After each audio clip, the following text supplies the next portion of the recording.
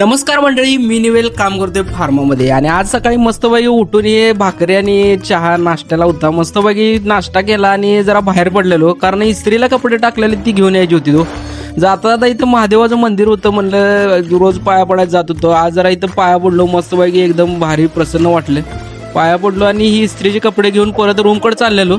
तेवढ्यात ह्यो गाडा दिसला, याच्यावर सगळ्या इलाईन चिच्चा हे बोरं हे ते तत्व ते सगळं होतं. ते बघून आलो, गावाकडची आठवण आली. म्हणले आमच्या इकडे असं सगळं फ्रीमध्ये आम्ही जाऊन झाडावरून काढून खातोय आणि हे इकडं बघा. शहरात आल्यावर कळालं प्रत्येक गोष्टीसाठी पैसा मोजायला लागतोय.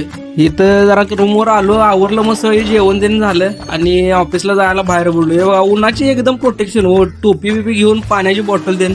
तुम्ही पण पाण्याची बॉटल देन सोबत ठेवत जावा, ऊन वाढा लागले. हायड्रेशन आणि डिहायड्रेशन हे दोन्ही कन्सेप्ट काय असतात ते उन्हाळ्यात कळतात सगळ्यांना, त्यामुळं पाणी पित जावा सारखं सारखं. मी आता चाललोय ऑफिसवर. येऊन 0 मिनिटात इथं येऊन पोचलो कंपनीत आणि आता जाऊन कामं बिमं बघायची काय काय आहेत. सगळी कामं त्यानं आवरली आणि बरोबर 11 वाजता बाहेर पडलो. बस लागलेली होती, बसमध्ये बसलो आणि आता चाललोय इस्कॉन स्टॉपकडे. इथं आता जायचं आणि निवांत झोपायचं असं एकच प्लॅनिंग आहे. 12 वाजत येते हो जाऊस तर. इथं उतरलो आणि अंधेरी राहतो मी सुनसान राहू. परत चालत चालत एकदम आमच्या येऊन सोसायटीत पोहोचलो.